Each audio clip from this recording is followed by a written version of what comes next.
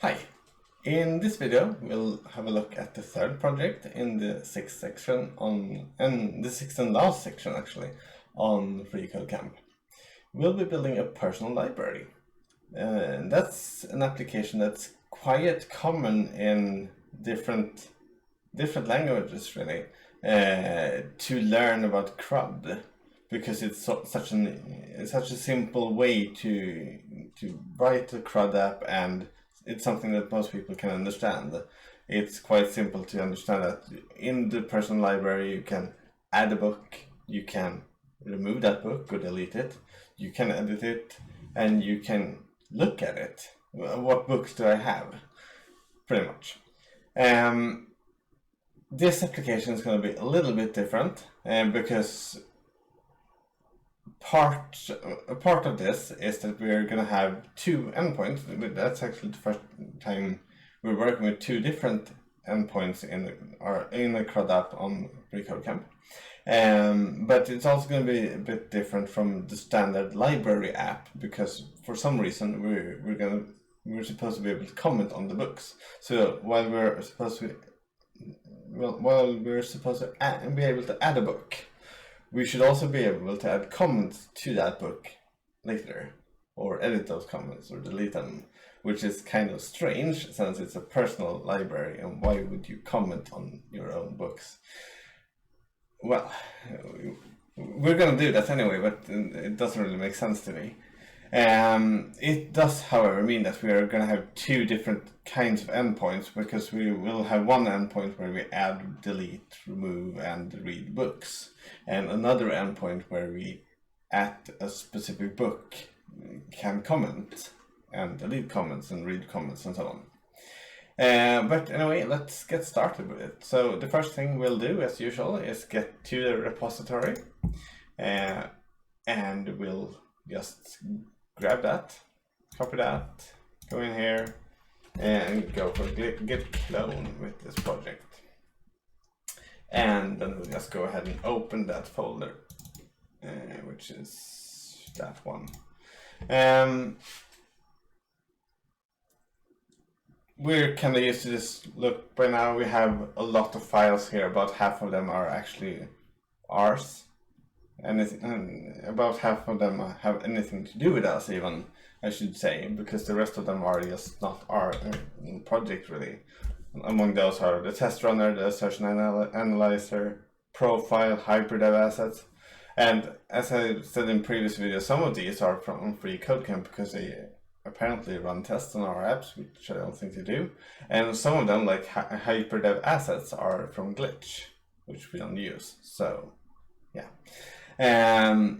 Anyway, we'll also want to go ahead and do an npm install, because we have no node modules, so we can't actually do anything right now. Because in a node app you need node modules to do anything, pretty much.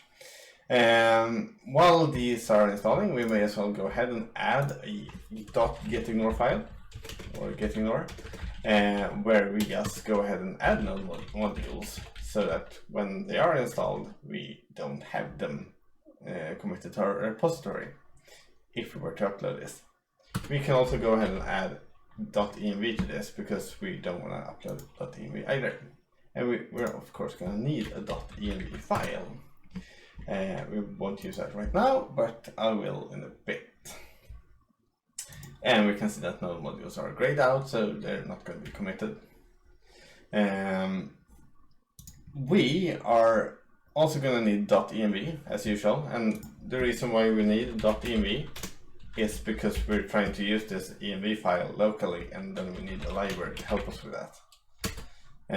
So we're installing .env, and since we just did that, we may as well go into package.json here, have a look at that, and we can see that we have .env there. We can also have a look at the rest. We have Mocha, we have Chai, that's good. We have Express, we have Helmet, we have MongoDB, and we have body parser.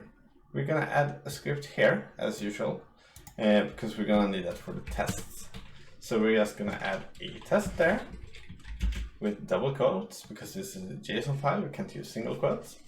And in here we're just gonna write, oh, oops, we're gonna have double quotes, Mocha TDD UI double hyphen UI TDD, and then just the path to the file. So here, so /tests and 2_functional tests.js. That's our path. And if we have a look in here, we can see that we don't actually need any unit tests for this project, so we just skip that. I am gonna want to update some of these just to get them up to date. So I'm gonna do this. I'm not sure if we have newer versions even, but these were the versions I had when I made the project myself.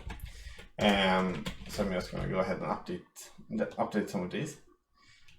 Course we have 2.8.5, .env we have that, Express we actually have 4.16.4, and Helmet we're gonna have 3.21.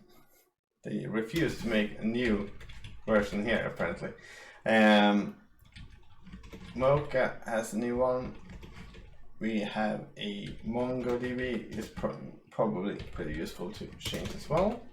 And Zombie, I don't even know what we have for, but we're gonna update that. And when you change numbers here, you're actually gonna have to do another npm install, and Node will just go ahead and update the ones you need to update, and not every single package in your Node modules. So it's quite smooth. I'll add my connection to the MongoDB database here, and since I don't want you to see that, I'll just cut the video here and you'll come back when I've done that.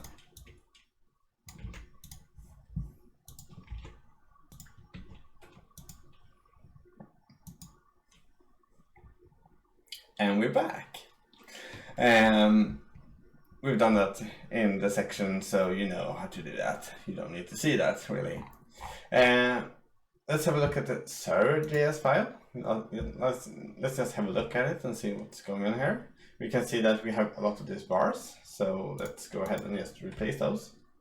Because we don't want to have these bars, we want them to be const, obviously. But we also need to make sure that we have Express. We do have Express. We have a body parser. That's good.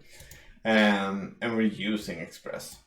We have course, that's complete unnecessary, we don't need that. As it says here, is for FCC testing, and that's probably not happening, so yeah.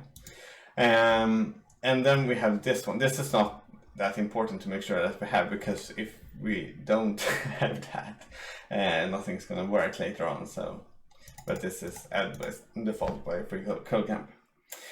We do, however, have to add .env. So we'll go for require.env.config, and that's a function, like so. And there we get an auto format by prettier. We also need to make sure that we have helmet, and I don't actually see a helmet here, so we want to do that somewhere down here, I think. So we'll just go ahead and actually we need to do that first. We have to get helmet. We saw in our package.js that we have helmet, but we don't actually use it right now. So we need to get that, and then we have to do app.use to tell Express that we actually want to use helmet, and then we just use helmet. And for this project, it's actually not enough to use helmet out of the box. In most of the projects in this section, we can just do this, and that's fine because so much is added by default by helmet. But in this project, we actually want to do, let's spin up the app, actually, so I can show you. Or if it's in the README file. It's not in the README file, okay. Let's do that. Like so, here we have nothing from our website will be cached to my client as a security measure. That means that we have no caching, pretty much. That's what it means. And I should see that it's powered by PHP 4.2 instead of Express. And to do that, we can't just go and use Helmet. We need to tell Helmet what it's supposed to do. So we'll go for helmet.nocache. That's one of them. And this is actually enough to not get in the caching. And we need app.use helmet.hide powered by. And if you just do hide powered by, you don't get anything. So you could do that. But to pass the test here, or well, we won't actually test this, but in theory to pass the test, we need to set this to PHP 4.2.0, like so.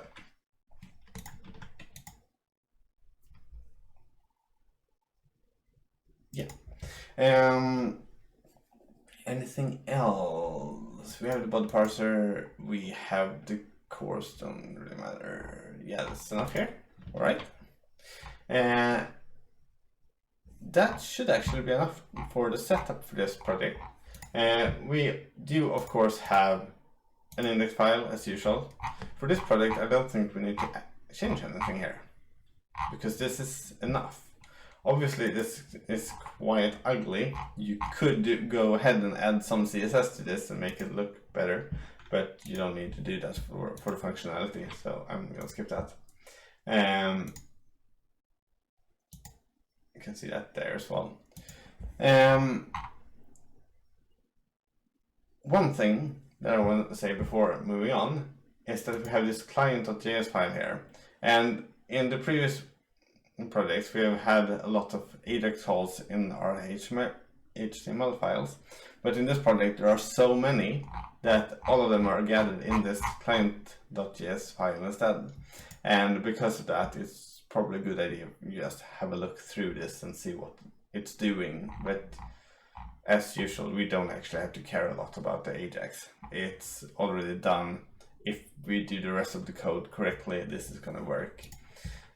So we don't have to care. Yeah, that's enough for this part. So in the next part, we're gonna go ahead and have a look at the API that we're gonna write, and we're gonna go ahead and go for the full CRUD part. So get, post, put, and delete books from the library.